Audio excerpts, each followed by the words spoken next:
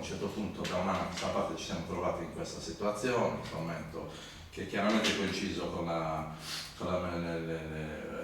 le difficoltà della Tirrenia, quindi l'amministrazione controllata e tutto quanto. Evidente, insomma, mi sembra abbastanza chiaro che tutte le compagnie, nel momento in cui c'è stato un momento in cui la Tirrenia non prendeva più le prenotazioni per l'estate, e quindi, come si dice, i topi ballano quando i gatti non ci sono, hanno iniziato a fare il bello e il cattivo tempo e hanno raddoppiato o triplicato in alcuni casi le tariffe. Questo è quello che è successo concretamente. Ci siamo preoccupati, abbiamo tirato su,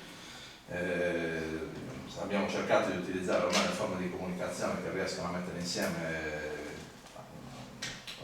migliaia di persone, pur non essendo sempre a diretto contatto fisico, e abbiamo pensato bene di costituire questo gruppo.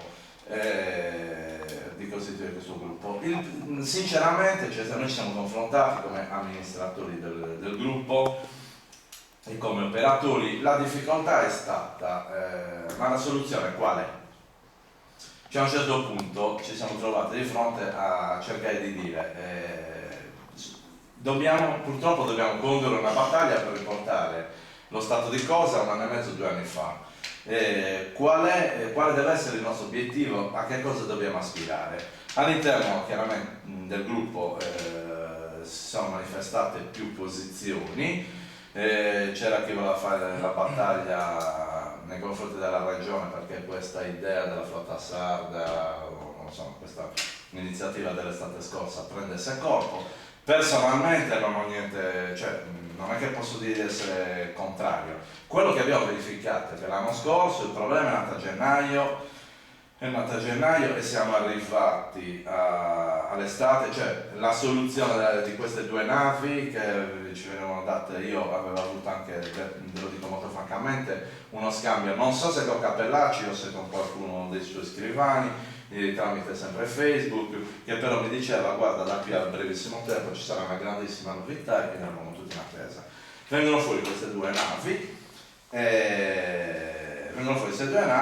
ok, hanno un po' probabilmente tamponato, ma non hanno cambiato granché. Cioè io come operatore, credo che Massimiliano e gli altri possono dire uguali, non abbiamo verificato che dal giorno in cui è partita la tra virgolette flotta sarda non c'è stata, voglio dire, dall'indomani un aumento delle prenotazioni, eccetera. Questo per far capire che quello che avviene ogni stagione estiva si gioca mesi prima. Cioè oggi noi siamo a, quanto ne abbiamo oggi? A febbraio, 18 febbraio, oggi siamo in piena stagione prenotazioni. La situazione è tragica come sempre dopo un anno. La Sarema, la flotta sarda l'estate scorsa ha lavorato con 2 navi, oggi noi abbiamo che chi si collega nel sito della Sarema trova una sola nave operativa, la trova operativa solo sulla tratta Civitavecchia-Olbia e trova la possibilità di fare biglietti solo sino al 30 di aprile. Quindi significa che come tutti stanno programmando a partire da gennaio le ferie, non sono in grado di prenotare con Sarema. E come spieghi questo fenomeno? Questo è che ti devo dire? Lo spiego con le stesse cose che abbiamo verificato l'anno scorso, per cui è stato tutto completamente improvvisato. Dal sito Sarema, prima di riuscire a fare una prenotazione praticamente, insomma, dovevi ucciderti, non c'era la possibilità di farlo tramite le agenzie viaggio, che io conti, non c'è e non c'è tuttora. Parliamo al presente. Ok, hai detto bene. Questa cosa, tra l'altro, detto francamente, secondo me, nella giungla dei trasporti, insomma, di quello che dovrebbe essere la liberalizzazione, che ancora non abbiamo, almeno via mare, io sono ancora molto convinto della validità delle agenzie viaggio, cioè del fatto che uno va fisicamente in un'agenzia e trova un referente che gli sa indicare, che gli sa dire. Sì, perché a volte basta che sposti la partenza o il rientro, lo sposti di mezza giornata, di una giornata e spendi la metà. Perché poi in tutta questa giungla ci sono anche queste situazioni, che tu basta che sposti di 24 ore il viaggio e ti ritrovi con tariffe con un terzo di sconto, con sconti notevoli, anziché magari essere partito il giorno prima. Quindi per esempio anche il discorso che Salema non sia presente, cioè non dia la possibilità di lavorare, diciamo di fare le prenotazioni attraverso agenzie viaggio, mi sembra un handicap. Poi è tutto fermo. Se oggi, a 18 febbraio, vi collegate al sito della Salema, c'è scritto che dal 16 gennaio era operativa la rotta Olbia-Civitavecchia e che a giorni, sto parlando del 9 gennaio, oggi è 18 febbraio, a giorni metteremo in linea la disponibilità per le prenotazioni estive. I giorni sono un mese e mezzo perché siamo al 18 febbraio, è ancora tutto fermo.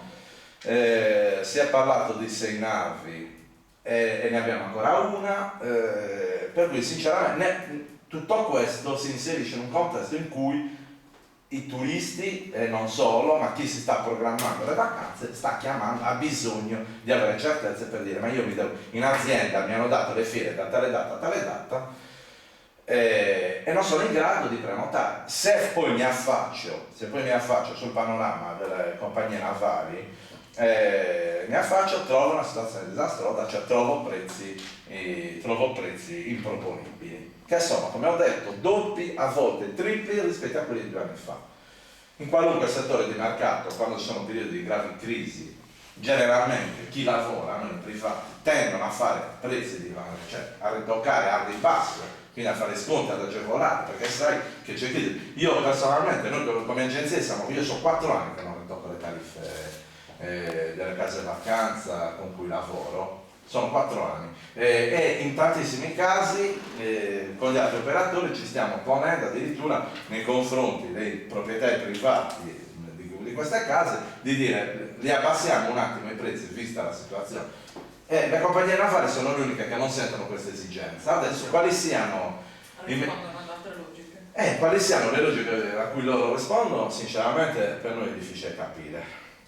Però questa è la situazione di fatto. Adesso io credo che in vista dell'audizione col commissario straordinario D'Andrea della Tirrenia, mi sembra davvero importante. Io credo che il nocciolo sia: perché cosa? La Tirrenia, per quale scopo? La Tirrenia sta oggi incassando 72 milioni di euro di soldi pubblici. Mi sembra logico che li stia incassando per mantenere fede a una convenzione di continuità territoriale in essere. Sarebbe bello capire, nel momento in cui, per fortuna, l'Europa c'è, nel momento in cui è stata bloccata la vendita agli armatori privati, che poi sono sempre gli stessi, stiamo riscaldando sempre la stessa minestra, mi sembra importante capire perché la Tirrenia non stia riuscendo a mantenere le tariffe che aveva in piedi sino a un anno e mezzo fa, perché la Tirrenia aveva certe tariffe. Dopodiché la cosa che paradossale e che lascia adito a molti dubbi è che nel momento in cui, superata quella fase in cui non era bloccata e adesso voglio dire commissariata, ma nel momento in cui si è rimessa sul mercato alle nuove condizioni col commissario, stranamente le tariffe si sono praticamente livellate su quelle dei vettori privati, ma i vettori privati non stanno prendendo 72 milioni di euro. Quindi quello